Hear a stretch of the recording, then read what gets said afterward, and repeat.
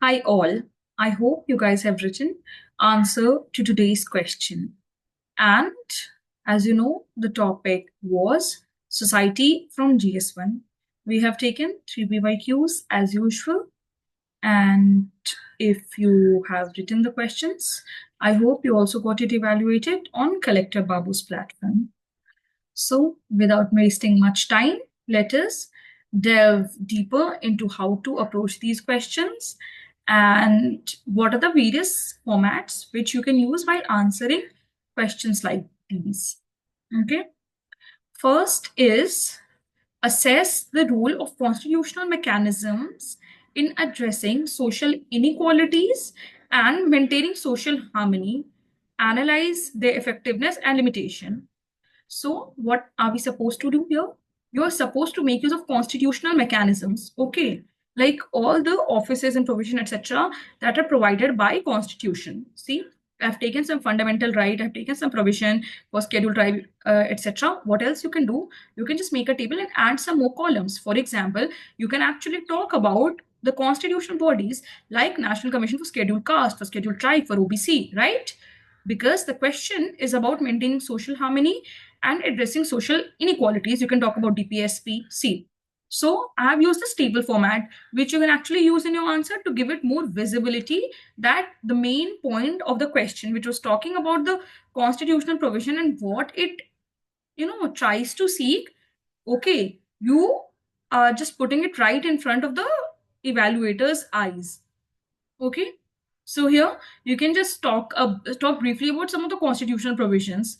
Okay. Or what else you can do? You can talk about how social inequality has been envisaged to be addressed through constitutional mechanism, where you can take social inequality and the maintenance of social harmony as the direction of your question. So give a brief introduction. Then let's straight come to the constitutional provision part. Here, what will we do? We'll just take this constitutional provision and we'll put category provisions like the article numbers. Okay. And then what else will we do? We'll give a small description of how the provisions we are talking about, it seeks to ensure that we are able to address social inequality. Okay. So everybody knows Article 14, 15, you can even talk about 16, 17, right? Okay. And what else? You can give some of the directive principle of state policy provisions. Okay. The goal of the state to minimize inequalities of income, status, and opportunity, Article 38. Then Article 46 of promoting the interest of scheduled caste, scheduled tribe, and other weaker section. And what else? See, because it is mostly about social inequality and harmony, let's not just go a lot into provisions that are related to children, because it's not much about inequality but about their vulnerability. Okay. Or even the elderly, we can just skip it because we are mostly talking about the constitutional provision. Then you can talk about provision for tribes here, because it is not just about gender and all. It's encompassing a lot of inequalities and maintenance of social harmony. You can give more constitutional provision like linguistic minorities. Okay, you can give Article 350B, or a special office for linguistic minorities. Okay. And you can then also give some of the other constitutional provision which you are able to remember. While giving these many provision is more than enough, we'll talk about the effectiveness and limitations. Okay, because that's the second part of the question. It's very easy to answer now. Through constitutional mandate to the mandate of welfare state, you can just give some of the examples and talk how constitutional mechanisms has helped to address some of the social inequalities, okay, and create harmony. You can give some of the example like how UCC, through through a uniform civil code in certain states have been passed and implemented. You can give examples like Uttarakhand is one of the state, and other state are in the course of forming and codifying their common civil laws. So what will it result in? It will result in more social harmony and cohesion. Okay, you can give how it has led to empowerment of marginalized community. For here, you can take some of the data from, like, there was this famous committee about Thorat or something. You will get some very good reservation, the benefits of affirmative action related data from there. You can use the data here to just to bring into picture how constitutional provisions have helped. Then see again social harmony part, we'll talk about article 25 to 28 that ensures religious freedom. Then because it's social harmony, you can also talk about 29, 30 cultural rights, etc. Okay. So talking about socioeconomic disparity, how schemes like MG Narega, etc. have helped. Okay, and even provided education and all. Basically, just give the benefits of those constitutional provisions. After that, what are you supposed to do? It's very evidently given in question. You are supposed to give some of the limitations. So you will give some limitations. Obviously, there are some of the limitations like implementation gap, which will always be there. Here, you can give example of how there has been limited benefits from the Manual Scavengers Act. Okay, the prohibition of Manual Scavengers Act, but because it faces weak enforcement. Similarly, you can give Forest Rights Act. Okay, it is again marred with the same, weak implementation wala part. Then you can talk about administrative delay, how funds are released with a significant delay in MG Narega, okay, or some of the other schemes that are by the government for the welfare of vulnerable section. What else? After that, you will talk about persistent inequality. Here, you'll just give small data and then you can talk about some of the relevant data which you'll get. You will get the data from the Inequality Lab, Thomas Piketty report, etc. Okay, from World Bank, from IMF. There will be multiple data from that Oxford, this Oxford Inequality report. You will get multiple data which you can just quote here talking about inequality. And then you can take some vulnerable section, how they are still lagging behind in terms of being on equal footing with the other section. Like despite the Navteej Johar versus Union of India Supreme Court judgment, still there has been very limited progress on LGBTQ rights on marriage, inheritance, etc. Okay, then you can give some way forward. So way forward, you will have plenty of examples like how some of the schemes can be strengthened and improved, how digitization, etc., can be helpful. You can talk about raising awareness campaigns, okay, and judicial and administrative reform will be helpful in this regard. Okay, so lastly, you can conclude that constitutional mechanisms have advanced social justice and harmony. However, persistent gaps in implementation awareness demand a comprehensive approach, which we have just talked about earlier. It's a very generic conclusion, but it will help in such cases we are not able to generate good conclusions. The rise of app-based gig economy has created new forms of social stratification in urban India. Everybody would agree with this? Analyze the statement in the context of emerging class structure. Okay, so what is this talking about? There is this app based gig economy. Okay, you can use this part or give some data for the introduction. There has been rise of app-based gig economy. It does not talk about why it has risen and what has happened. I mean, it is actually talking about the consequences, but why app-based gig economy has risen, what are the pros and cons? No, it is not asking about that. It is specifically asking in context of new forms of social structure, particularly the class structure. Okay, so you are supposed to analyze the statement, new forms of social stratification, social stratification based on class. So what can you do here? Giving a data on gig economy would be the best approach. If you do not have data, which you ideally should have, then you can talk about the change in social stratification, like how this gig economy has led to erstwhile social structure being challenged and creation of new class structure, a class structure of the most precarious workers or the gig workers who are even below the wage earning class. But that is just one part. There are some gig workers who earn way more than traditionally wage class or the middle class. So it has all led to an amalgamation of the traditional class structure, this internet penetration, and the rise of gig economy. So what will you talk about here? You can just give a small introduction on data. Here I have talked about, well, you will find plenty of data given by Niti Aayog, and what is the projection of gig economy potential in India in terms of valuation, in terms of workers, etc. So What else? Then you can talk about the impact of gig economy on social stratification. Okay, you can form table as I did, or you can just, instead of using the table, you can just use this aspect part in as the heading, and the effect part as the subheading. But aspect and effect, it will again cater better visibility, which is advised. Not Do not do this for all the answer, but some of the answer. If like there are five social justice question, do this for two or three, and just try to in a normal way. Okay, then, and especially you can do this if you do not have a lot of diagrams to add and flowcharts to add in your question, then table format would serve better visually. Then you can talk about precarious gig worker class that has emerged because it has led to like income instability and the absence of benefits, because generally gig workers do not have a lot of benefits. Not even a lot, not even like basic benefits.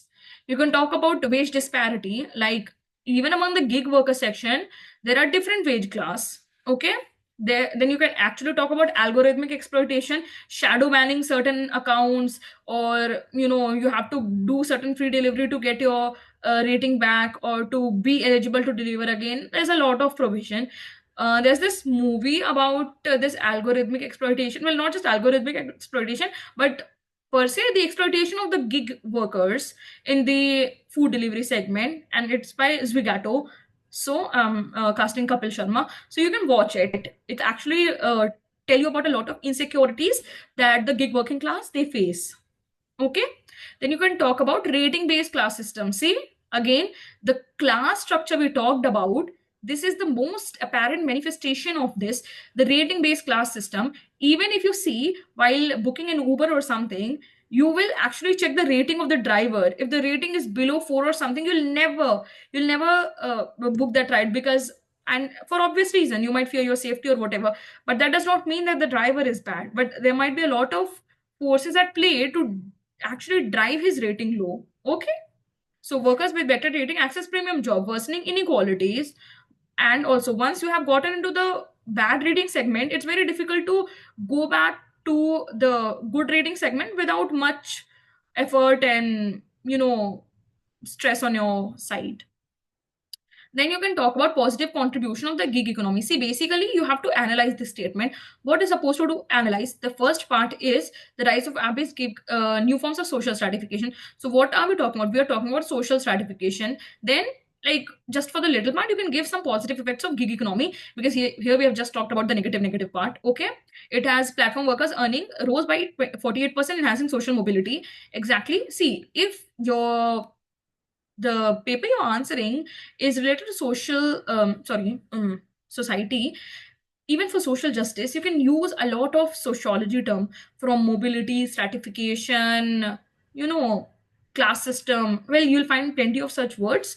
Use that, because that will show that you are actually answering that paper.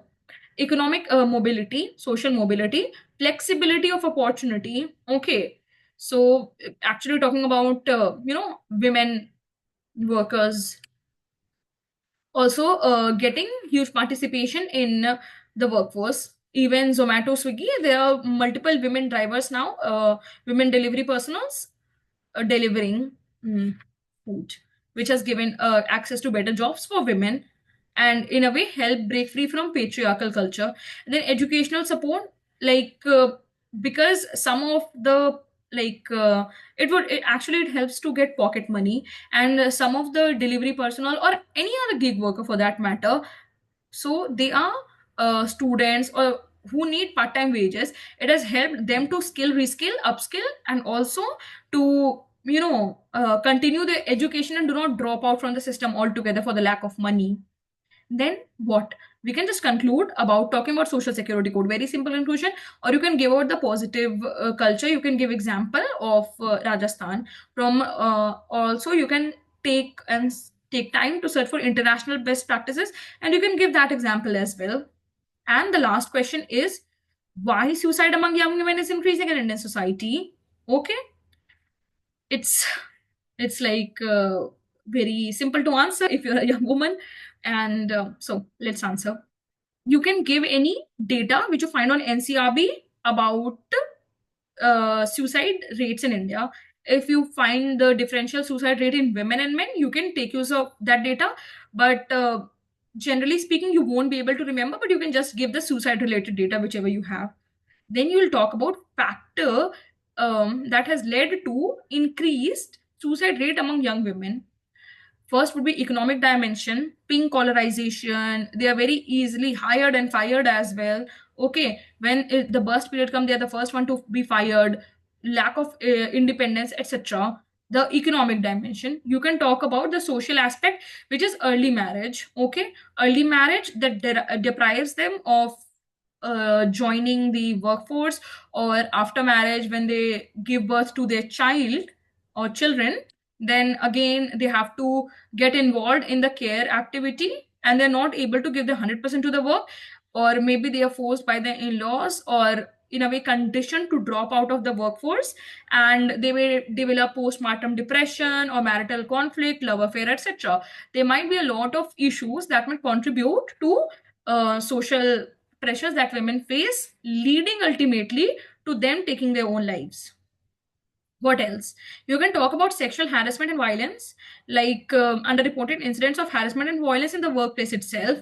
When they complain this to their bosses, it might either be just brushed on the carpet, or if they complain it to their family, etc., they might just advise them to switch jobs or just to stop working altogether. Even this might lead to increased pressure, lack of income, etc., ultimately them taking their own lives.